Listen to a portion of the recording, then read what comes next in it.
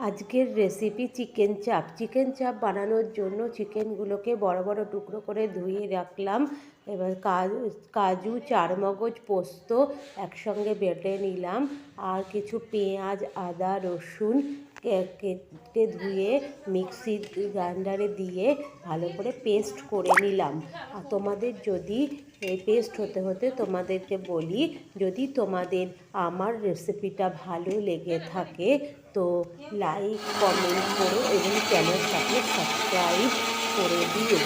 এরপর আমরা একটু টক দই একটা পাত্রে নিলাম, নিয়ে তার মধ্যে অল্প লবণ আর লাল লঙ্কার গুঁড়ো দিয়ে খুব ভালো করে ফেটিয়ে নিয়ে একটা সাইড করে রেখে দিলাম।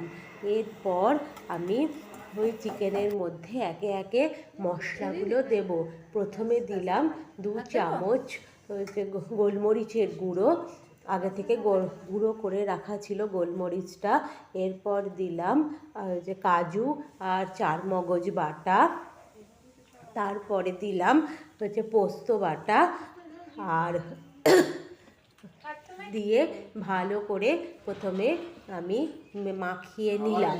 এরপর ওর মধ্যে টক দইটা, ফেটানো টক দইটা ঢেলে দিলাম, দিয়ে আবার একটু ভালো করে মাখিয়ে নিলাম। তারপর ওর মধ্যে দিলাম শাহি গরম মশলার গুঁড়ো, দিয়ে ওটাকে আবার ভালো করে মাখিয়ে নিলাম। তারপর ওর মধ্যে দিলাম গোলাপ জল, কেওড়া জল দিয়ে এরপর একটু জায়ফল কুড়িয়ে দিয়ে দিলাম। তারপর ওর মধ্যে একটু লবণ দিলাম, দিয়ে খুব ভালো করে মাংসটাকে মাখিয়ে নিলাম। তারপর ওর মধ্যে দিলাম আদা রসুন যে পেস্ট করে রেখেছিলাম আর পেঁয়াজ, সেগুলো সব দিয়ে মাংসটাকে খুব ভালো করে মাখিয়ে নিয়ে ম্যারিনেট করে 2 ঘন্টা রেখে দিলাম ঢাকা দিয়ে। এরপরে অন্যান্য কাজ করা শুরু করে দিলাম।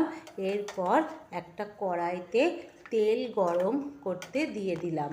কড়াইতে যখন তেল গরম হয়ে গেল, তখন আমি ওই মাংস থেকে মশলাগুলো সরিয়ে মাংসগুলো ওই তেলের মধ্যে ভেজে তুলে নিলাম।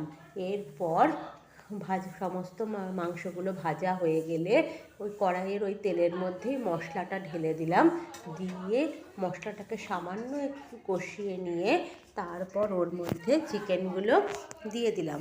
দিয়ে ভালো করে কষিয়ে যখন একটু তেল ছেড়ে ছেড়ে আসলো, তখন ওর মধ্যে দুধের মধ্যে ভেজানো কেশর, একটু বাটার আর দিলাম, দিয়ে ভালো করে নাড়িয়ে যখন ওটা মাখা মাখা হয়ে গেলো, ওপর থেকে ফ্রেশ ক্রিম ছড়িয়ে দিয়ে পরিবেশনের জন্য রেডি করলাম।